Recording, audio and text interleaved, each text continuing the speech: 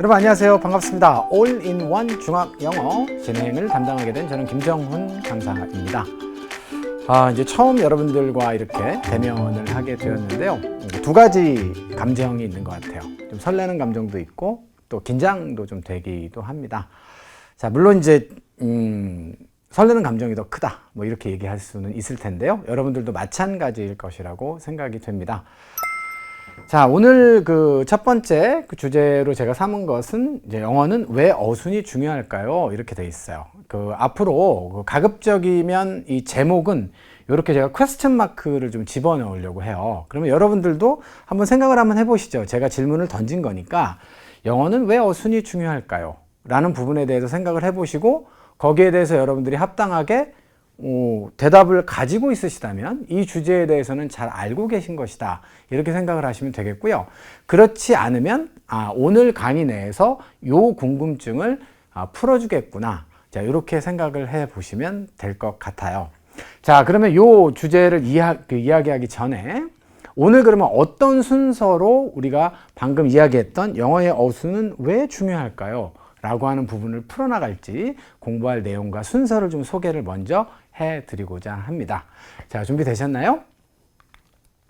자, 첫 번째로는요, 우리가 이제 언어를 이제 배우지요. 자, 그런데 이제 언어를 배우는 방식에 두 가지가 있어요. 그 두 가지 방식 중에 우리는 과연 한국인으로서 어떤 방식을 택하고 있는가를 이해하셔야 영어는 왜 어순이 중요할까에 대한 답을 찾으실 수 있을 것 같아서 첫 번째 주제는 자, 언어를 배우는 두 가지 방식으로 정했습니다. 자, 그리고 두 번째는요, 한국말도 어순이 있겠죠? 예, 그 우리말의 어순에는 어떤 특징이 있는지를 여러분들이 아셔야 영어는 왜 어순이 또한 중요한가 라고 하는 오늘의 주제 여러분들이 클리어 하실 수 있어요. 자, 그 다음에 세 번째는 또 영어의 어순이 되겠습니다. 그러면 한국말을 모국어로 우리가 가지고 있는데 영어는 그럼 뭐가 다르지? 이런 부분들을 여러분들이 정확하게 이해하고 있어야 그래서 영어는 어순이 중요하구나, 이렇게 무릎을 치실 수 있을 거라고 생각을 해요. 자, 그리고 여기까지 마무리한 다음에 저희는 네 번째로 앞으로 이제 저희가 어떤 순서로 공부를 이제 하게 될 것이다, 월요일은 어떻고 화요일은 어떻고, 이런 이야기를 마지막으로 나누고 오늘의 강의를 마무리를 지으려고 해요. 자, 그러시면 충분히 이 부분은 이해가 좀 되셨죠? 자, 그러면 첫 번째 주제로 바로 넘어가 보도록 할게요. 자, 언어를 배우는 방식에는 두 가지가 있습니다. 자, 첫 번째는 이제 모국어의 방식이 있는데요. 모국어라고 하면 우리는 한국어가 되겠죠. 예.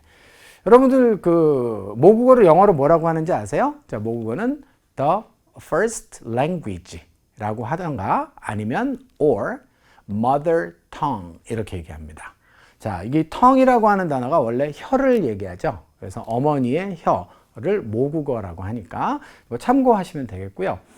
자, 근데 이제 모국어 같은 경우에는 우리가 어떻게 배우는지, 여러분들 한국말 잘 하시잖아요. 예, 어떻게 잘하게 됐어요?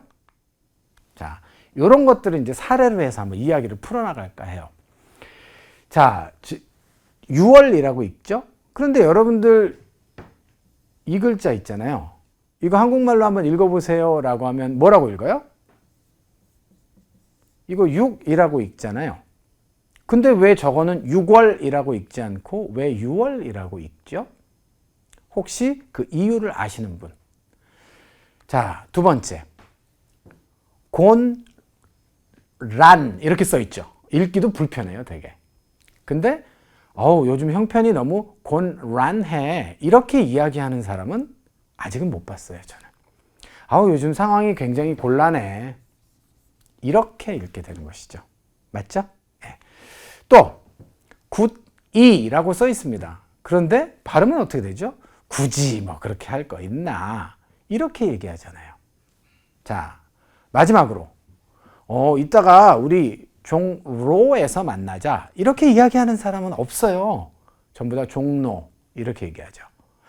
자, 지금까지 제가 이제 네 단어를 여러분께 이제 보여드렸는데 하고자 하는 이야기의 핵심은 뭐냐면, 여러분들 왜 6월이 6월이 됐는지 이론 아세요? 모르잖아요. 곤란이 왜 곤란이 됐는지 모르시잖아요.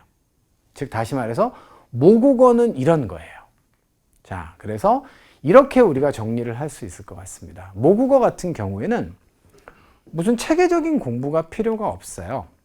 그냥 여러분들이 반복적으로 계속 쓰다 보니까 자연스럽게 그 안에 분명히 규칙은 있긴 있을 텐데 그 복잡한 규칙을 알게 되는 것이죠. 그래서 언어의 규칙이라고 하는 것은 정말 우주선보다 복잡하다고 하거든요. 그런데 그 복잡한 규칙을 여러분들이 5년을 쓰고 10년을 쓰고 지금 뭐 한 4, 5년 정도 썼겠죠. 이렇게 쓰다 보니까 자연스럽게 알게 된 거예요. 이게 바로 모국어의 방식입니다. 그런데 영어도 이런 식으로 하면 너무 좋겠죠. 영어를 모국어로 하는 친구들은 또 똑같이 이런 방식으로 배웠을 거예요, 영어를. 그죠? 그런데 우리에게는 이런 환경이 주어져 있지 않습니다. 자, 그리고 이제 이렇게 여러분들 규칙을 몰라도 언어를 잘 쓰게 되는 것을 우리가 생성 문법이라고 이렇게 얘기해요. Generative Grammar 이렇게 얘기하는데, 자, 요거는 이제 노암 촘스키라고 하는, 뭐 이름은 듣고 잊어버리셔도 상관없습니다. 아주 세계적인 언어학자 분이 계세요. 자, 그분이 이제 원어민들은 자기 언어를 몰라도 안다, 반복적으로 써서 습득하고 있다라고 하는 것을 이름을 이렇게 붙여놓은 거거든요. 자, 반면에, 자, 우리는 이제 영어를 제2외국어로 이제 공부를 하게 됩니다. 배우게 되는데요. 자, 제2외국어는 일단 영어로 the second language 이렇게 이야기를 해요. 자, 그러면 이 제2외국어는 이제 어떤 걸까요? 자, 바로 우리가 영어를 쓰지 않는다라고 하는 것이 이제 가장 중요한 이유가 될 것 같아요. 영어를 쓰지 않으니까 반복적 사용을 통해서 체계적으로가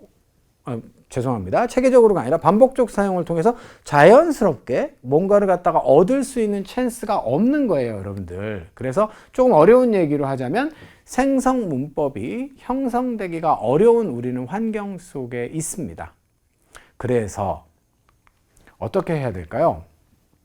우리는 체계적인 공부라고 하는 키워드를 여러분들이 기억을 해 두셔야 될 것 같아요. 그래서 이게 지금 모국어가 아니니까 체계적으로 공부를 통해서 원리를 그리고 규칙을 이런 것들을 배우고 정리하고 적용해보는 과정이 합리적인 제2외국어 학습 방식이다. 이렇게 이제 주장을 하고 싶은 거예요. 자, 여기까지 동의가 되시나요? 동의? 보감? 좋아요. 자, 그러면 이제 저 체계적인 공부가 무엇인가에 대해서 좀 이야기를 좀 해드리려고 하는데요. 체계적으로 공부하셔야 됩니다 라고 하면 당연스럽게 받아들이죠. 근데 체계적인 공부가 뭐예요? 라고 제가 질문을 좀 드리면 학생들은 또 굉장히 또 난감해 하시는 것 같아요. 자, 그래서 체계적인 공부에 대해서 명확하게 아이디어를 드리려고 합니다. 제가 오늘 강의의 모두에 시작점에서 여러분께 뭐라고 말씀드렸죠? 정확해야 한다 라고 말씀드렸죠? 그래서 체계적인 공부다 라고 했을 때도 체계적인 공부가 뭔지에 대해서 정확하게 이해하셔야 돼요. 혹시 이해가 안 된다라고 해서 3회를 더해서 오해하시고 이러시면 안 되겠죠. 그렇죠? 그래서 꼭 이해만 해주세요. 자, 그래서 체계적인 공부에 대해서 저는 여러분께 이렇게 제안을 드리고자 합니다. 학습의 순서가 명확하게 확립되어 있는 공부가 체계적인 공부다. 자, 예를 좀 하나 들어볼까요? 뭐 제가 요 이야기의 근거를 좀 찾아봤더니 뭐 하버드 대학교의 교수님께서 하신 이야기라는 설도 있고요. 중국의 무슨 뭐 교수님께서 하신 이야기라는 설도 있는데 아무튼 간에 스토리는 똑같아요. 여기 이제 물병이 이제 하나 있습니다. 유리병이 있는데 이 안에다가 자갈도 넣고 모래도 넣고 물도 넣고 싶은 거예요. 자, 물을 맨 먼저 거기다 집어넣으면 어떻게 될까요? 자갈이나 모래는 전혀 집어넣을 수 없죠. 순서는 반드시 어때야 되는 거죠? 자갈을 먼저 집어넣어야죠. 꽉 찬 것 같지만 그 사이사이에 모래가 들어갈 거고요. 모래를 다 채우더라도 그 사이사이에 물을 집어넣을 수 있기 때문에 세 가지를 다 집어넣을 수 있다라고 하는 것이 결론이고요. 자, 여기서 이제 우리가 이제 중요하게 생각해야 되는 건 뭐예요? 바로 순서라는 거죠. 순서가 맞지 않으면 일을 그르칠 수도 있기 때문에 학습에 있어서도 마찬가지로 자, 순서가 명확하게 좀 확립이 되어 있어야 된다라고 하는 것이고, 그래서 오늘 첫 주제를 제가 첫 순서를 뭘로 잡았어요? 영어는 왜 어순이 중요할까? 이 얘기를 이제 잡은 거예요. 자, 그래서 체계적인 학습은 순서가 명확해야 된다라는 점 꼭 기억해 두시기 바라고요. 자, 그 다음에 두 번째로는 저의 강의의 특징이기도 할 텐데요. 저는 이해가 안 되는 건 공부하기 싫더라고요. 어렸을 때도.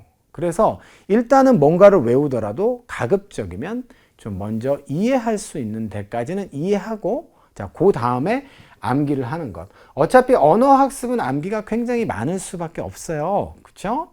그런데 이해도 안 되는 걸 자꾸 암기하라고 하면 공부하기 싫겠죠. 흥미가 자꾸 이제 떨어지게 되는 것이에요. 그래서 여러분들의 재미와 흥미를 유지하려면 자, 저렇게 이해한 후에 암기하는 것이 체계적인 학습이다라고 말씀을 드리고 싶어요. 그러니까 저 두 가지를 앞으로 공부하는 동안 꼭 기억을 하시고 있으시면 좋겠다 싶습니다.